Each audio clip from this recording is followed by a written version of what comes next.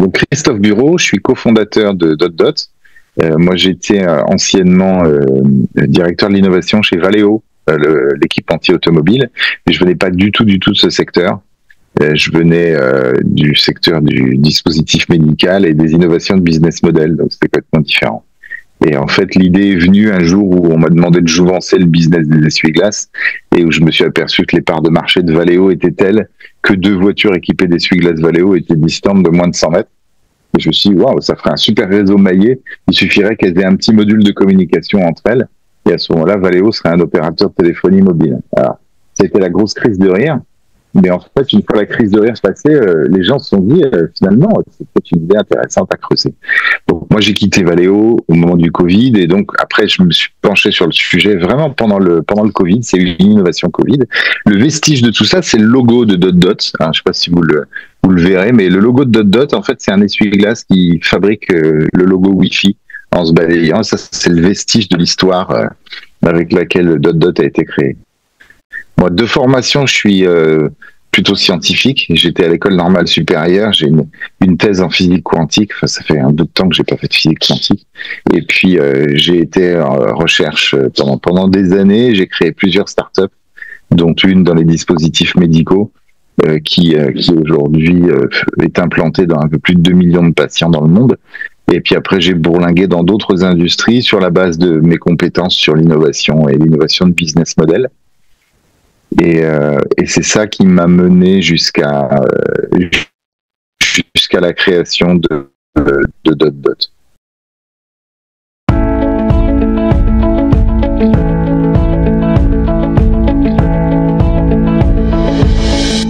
Avec DotDot, on s'est attaché à essayer de résoudre un paradoxe qui dure sur le domaine de la téléphonie mobile. C'est-à-dire que tous les opérateurs revendiquent à juste titre une couverture géographique de 99+%. Et puis, quand on regarde un petit peu plus près, on s'aperçoit que la consommation moyenne de data, d'accès à Internet mobile, est d'environ 15 gigas. C'est les données de l'ARCEP. 15 gigas par mois et par personne, en moyenne. Et lorsque vous regardez les abonnements téléphoniques qui sont proposés par les opérateurs mobiles, vous voyez qu'en fait, vous en avez un grand nombre qui sont inférieurs à 100 mégas, 0,1 giga, et un grand nombre qui sont supérieurs à 30 gigas. Mais les abonnements qui sont exactement autour du besoin de chacun représentent moins de 10% de la totalité des abonnements qui sont disponibles. Alors pourquoi ? En fait, ça a une valeur intrinsèque, c'est que c'est les 2 zones sur lesquelles les opérateurs mobiles peuvent être rentables. Les abonnements avec très très peu de data, parce qu'ils utilisent la 3G pour faire essentiellement des abonnements de téléphonie, et ça c'est très rentable parce que la 3G est amortie. Et puis la 4G, 5G, c'est des installations qui sont pas encore amorties et sur lesquelles ça coûte plus cher. Donc le quantum du prix des abonnements est beaucoup plus élevé et on masque la misère en donnant des 200, 300, 500 gigas infinis, etc. Alors que de toute façon, on n'utilisera en moyenne que 15. Donc quand vous divisez le prix de votre abonnement non plus par le nombre de gigas affichés, mais par 15, vous vous apercevez tout d'un coup que le prix au giga est relativement élevé. Et donc la conséquence de ça, c'est qu'aujourd'hui, il y a des gens qui réussissent pas à se positionner ni sur l'un ni sur l'autre. C'est soit on dépasse chaque année quand on a des petits abonnements, soit on gaspille. Et en fait, on est quasiment tous dans cette logique-là, sauf les 20%, estime-t-on 20 à 25% des gens qui finalement n'arrivent pas à avoir un accès à Internet mobile, même propriétaire, qui puisse arriver à satisfaire leurs besoins. Donc on s'est dit, comme le monde se partage entre ceux qui gaspillent et ceux qui dépassent, on va essayer de faire un partage intelligent. Et donc on va dire peut-être que ceux qui ont beaucoup peuvent à ce moment-là partager gratuitement ou pas gratuitement auprès de ceux qui peuvent en avoir besoin. Et ce qu'on a inventé, c'est une sorte d'internet à la demande entre ceux qui partagent et ceux qui consomment. Donc il n'y a pas d'abonnement et les gens qui peuvent partager, on les appelle des doteurs, c'est-à-dire c'est eux qui, avec un petit boîtier dot, peuvent appairer avec leur téléphone et ils vont transformer leur partage de connexion, le mettre sous stéroïde en quelque sorte, en le rendant anonyme, de longue portée et monétisable. Et c'est surtout ce point qui est intéressant, parce qu'ils peuvent, eux, abaisser le montant de leur abonnement mobile. Donc on peut partager les gigas qu'on n'utilise pas, en gros, grâce à ce petit boîtier. Les gens qui vont le consommer, ce qu'on appelle les dotés, eux n'ont pas besoin de boîtier, ils ont juste besoin d'identifier que dans leur réglage Wi-Fi, il y a un Wi-Fi dot qui apparaît. ça veut dire qu'il y a quelqu'un qui est à moins de 100 mètres d'eux et qui est prêt à partager ces gigas. Alors après, l'impact pour les uns et les autres, c'est d'un côté de réduire le montant de son abonnement mobile si on vend ces gigas, et pour les autres, c'est de ne consommer que à la demande. D'accord ? Aujourd'hui, ce qu'on sait, c'est que l'abonnement le moins cher qui existe en France, qui est sous condition de ressources, c'est un abonnement qui s'appelle Emmaüs Connect et qui vend 8 gigas pour 4 euros. En discutant avec les gens d'Emmaüs Connect, on se rend compte que même 8 gigas pour 4 euros, en fait, les gens n'utilisent pas leurs 8 gigas, ils en utilisent beaucoup moins. Ils utilisent peut-être 500 mégas pour leur Doctolib, leur RSA et un certain nombre d'opérations qui doivent être faites en ligne. 80% aujourd'hui des opérations administratives, elles sont faites en ligne.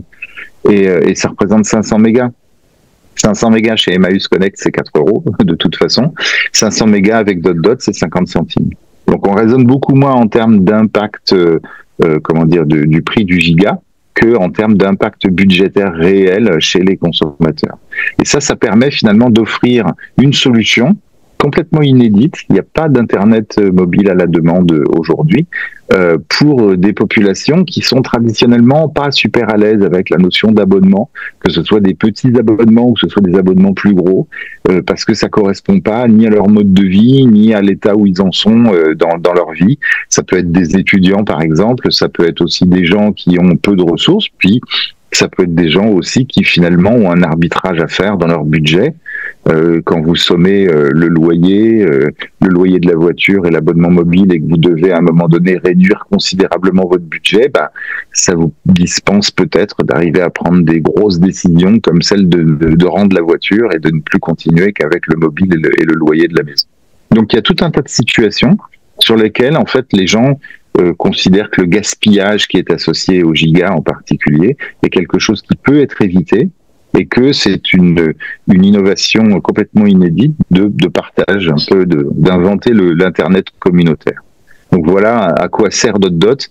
C'est plus une solution de gestion finalement du budget qui est associé à l'accès à Internet, de manière à le rendre accessible à tous et à limiter la fracture digitale qu'une solution technique. La solution technique de répéteur Wi-Fi de la connexion partagée du téléphone n'est que l'outil qui permet de servir cet objectif.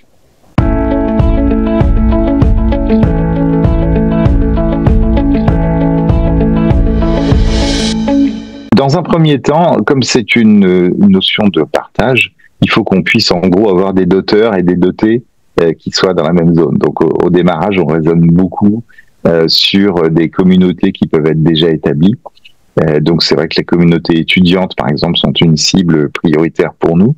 On est proche de la communauté du numérique responsable. Donc c'est une communauté qui est assez bien établie en France. Je vous invite à regarder numériqueencommun.fr. C'est à peu près le point de référence. Donc, il y a environ 2000 assistants digitaux dans les différentes régions de France. C'est l'équivalent digital de ce que pouvaient être les écrivains publics auparavant. Et en fait, c'est une communauté dont on s'est rapproché il y a quelque temps au moment de leur congrès l'année dernière en septembre à Chambéry, où ils ont offert des dots justement à leurs participants pour pouvoir les sensibiliser au partage de gigas.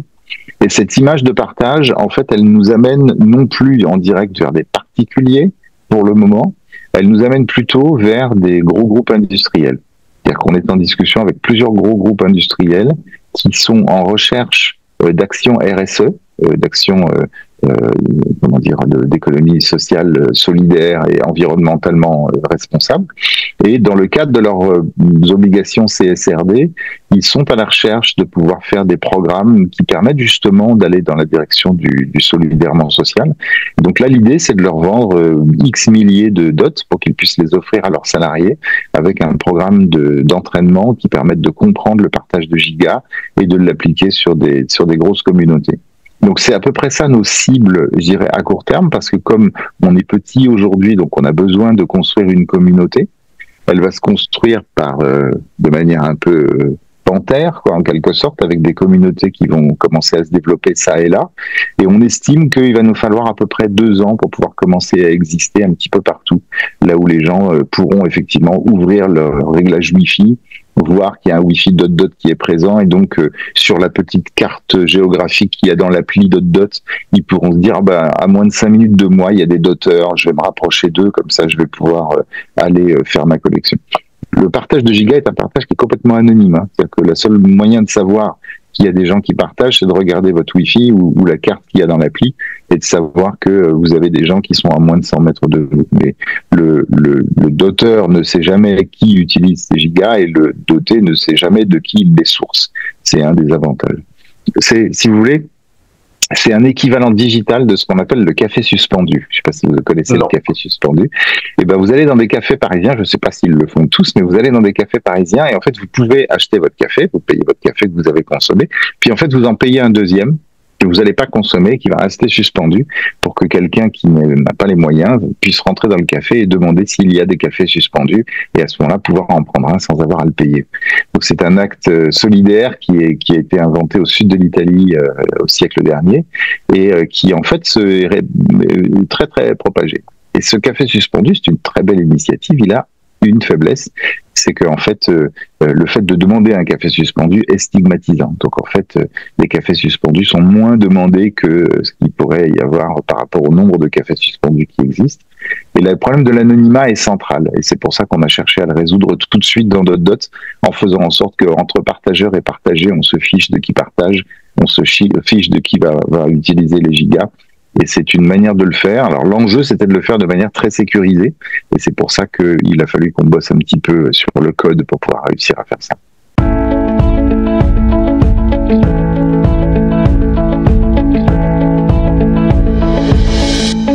Les doteurs, seuls ceux qui vont partager des gigas ont besoin d'avoir un dot, d'accord ? Et donc ce dot, il va être vendu en ligne sur le site partagezvosgigas.fr. Qui, à partir du moment où on va lancer ça, donc ça va être début janvier, dans le cadre du CES de Las Vegas, on va effectivement ouvrir le site pour les ventes en ligne. Et donc le petit boîtier se présente comme ça, on allume le petit boîtier, on télécharge l'appli dot auparavant, et ensuite on fait un appairage. Et une fois qu'on a fait l'appairage, on est en train de répéter sa connexion partagée de son téléphone, à une distance qui peut être jusqu'à 100 mètres en terrain ouvert, et de manière complètement anonyme. Donc n'importe qui dans les 100 mètres autour de moi va pouvoir voir un Wi-Fi qui s'appelle dot, c'est à dire il y a quelqu'un qui partage. J'ai déjà téléchargé, moi doté, j'ai déjà téléchargé l'appli dot, j'ai plus qu'à aller dedans. Et à ce moment-là, je vais pouvoir me connecter à ce réseau dot. C'est payant, utilisé gratuitement si le doteur a décidé de les donner gratuitement, quelques gigas d'accès à Internet pour faire ce que j'ai à faire là où je suis. C'est un peu comme ça que ça fonctionne. Alors, il y a cette version-là de partage de gigas ne permet pas le maillage. C'est-à-dire qu'en fait, quand on partage ces gigas et qu'on les vend, on ne peut pas mailler les dots. Par contre, les dots ont une petite fonction cachée qui est effectivement le maillage. Et à ce moment-là, dans l'appli, on peut basculer sur cette fonction de maillage parce qu'on s'est dit, quand on est à la maison avec ses amis, c'est vrai que le fait de se dire qu'on va vendre les gigas à ses amis, c'est pas forcément très friendly, et donc on va faire une version qui va être ultra simplifiée. Et donc lorsque vous, dans l'appli, vous basculez sur cette version maillée, vous ne pouvez plus vendre vos gigas, vous pouvez juste les partager, et ça vous permet de faire un petit répéteur, par exemple, à la maison. Et l'avantage que ça présente, c'est que ces petits boîtiers se maillent tout seuls entre eux, il n'y a rien à faire, il y a juste à les allumer, ils se trouvent les uns les autres, donc il peut y avoir plusieurs dots à ce moment-là, et vous pouvez les porter sur vous, parce que vous avez toujours du Wi-Fi, puisque vous avez le Wi-Fi avec vous. Donc il n'y a plus d'histoire de « je vais m'installer là où il y a du Wi-Fi », le Wi-Fi est toujours avec vous, et c'est le petit réseau maillé qui est derrière, qui va se débrouiller pour faire en sorte que vous ayez toujours le meilleur débit. Donc ça permet très facilement, dans des maisons qui peuvent avoir des murs épais, dans des maisons qui peuvent avoir des étages ou des choses comme ça, ça permet finalement de déployer extrêmement facilement des réseaux maillés sans avoir de grosses installations de répéteurs. C'est aussi un petit produit qui est un coût inférieur à tout ce qui se fait dans le domaine des répéteurs que vous pouvez avoir à la maison. Donc c'est intéressant, vous pouvez l'utiliser partout avec vous. Alors, il se trouve qu'on utilise aussi cette fonctionnalité de maillage dans le domaine professionnel. puisqu'on fait aussi des réseaux maillés dans des zones sans réseau, dans des zones de sous-sol, dans des corridors. Et on a déjà plusieurs flottes de dots qui sont installées chez de gros industriels, en particulier dans le domaine de la sidérurgie, et qui permettent de faire des réseaux souterrains là où vous n'avez même pas de GPS, et qui permettent d'arriver à faire du suivi de travailleurs isolés. Donc cette fonctionnalité de maillage, elle est très pratique à la maison, elle est très pratique au bureau, elle est très pratique dans des zones sur lesquelles vous avez besoin d'arriver à répéter du Wi-Fi autour de vous. Et elle est utilisée aussi sur le terrain professionnel dans des applications un peu plus robustes. Voilà.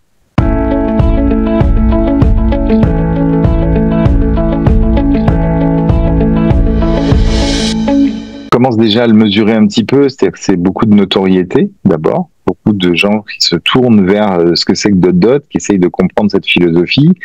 Le problème du partage de gigas et du fait que finalement les abonnements de téléphonie mobile ne répondent pas complètement à la demande qui est formulée par la population et pour certains d'entre eux une surprise, mais après vérification ils confirment bien, ils disent non, c'est vrai, je n'avais jamais réalisé, moi pour moi les gigas j'en avais, il n'y a pas de problème. Et en fait tout le monde se rend compte qu'il y a un creux, il y a une population de 20-25% de la population qui a du mal à avoir un accès à Internet et dont on n'est pas tous forcément dont on n'a pas tous forcément conscience, parce qu'on a des abonnements qui peuvent être déjà pléthoriques. Donc ça a été une première chose, c'est de nous apporter à la fois beaucoup de notoriété, une certaine forme de validation de la problématique à laquelle on s'adresse. Beaucoup de gens considèrent ça comme étant une innovation très maligne, ça leur plaît bien. La notion de partage est quelque chose qu'on découvre comme étant assez fortement répandu, en particulier en France. C'est-à-dire que le fait de partager est quelque chose qui va bien. Pour vous donner un ordre d'idée, on avait fait un stock de dots pour pouvoir préparer un petit peu le lancement, en se disant il va peut-être y avoir un afflux de demandes par rapport à ça. Donc on avait quelques milliers de dots en stock pour pouvoir arriver à servir les personnes qui pourraient vouloir l'acheter. Et rien qu'avec les prévente en quelque sorte, c'est ce que les gens nous laissent comme message email en nous disant je voudrais avoir un dot dès qu'il est disponible à la vente, on a déjà dépassé notre stock. Donc, et ça, c'est très clairement en lien avec certaines des publications qui étaient sur le CES Innovation Award. Je pense que ça n'est que le début. Je pense que la couverture de presse du CES va commencer à s'accélérer à partir de la semaine prochaine. Et puis ensuite, on sera à Vegas du 7 au 10 janvier pour faire tout ça. Et je pense que c'est à peu près à ce moment-là que ça va commencer à monter fortement. Et je m'attends à ce qu'on ait encore une sorte de vague en termes de communication qui va nous rapporter beaucoup de demandes d'achat de dots sur le courant du mois de janvier. Donc c'est une loupe absolument considérable.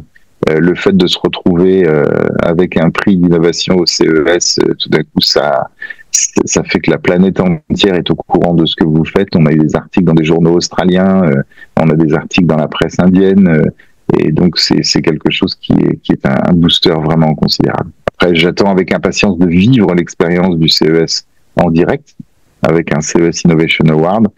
On nous a prévenu que c'était un marathon. On va bien voir, mais j'ai l'impression que ça va être ça.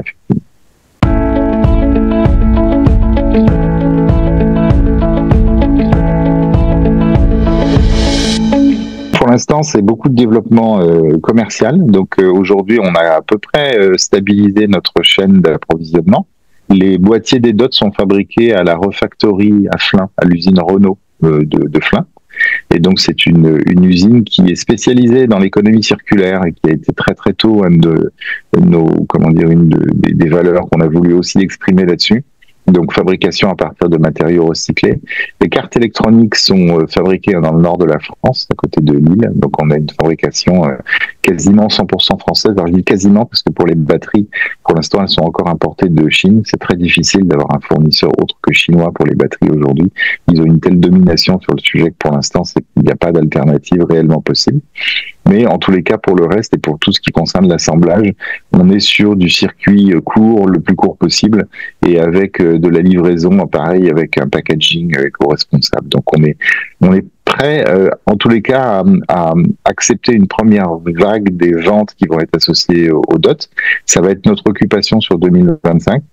On compte pendant 2 ans, continuer à développer cette activité-là. on a un business model de vente de hardware à court terme et on pense passer à un business model de transaction à partir de 2026. Donc le business model de transaction, c'est quand je vends mes gigas à quelqu'un, je les vends à 1 euro le giga et d'autres récupèrent 20 centimes de commission pour les services rendus au travers de l'application. Ce modèle ne va se développer évidemment que quand les communautés vont grossir. On s'attend à avoir une transition à partir de 2026 sur cet aspect-là.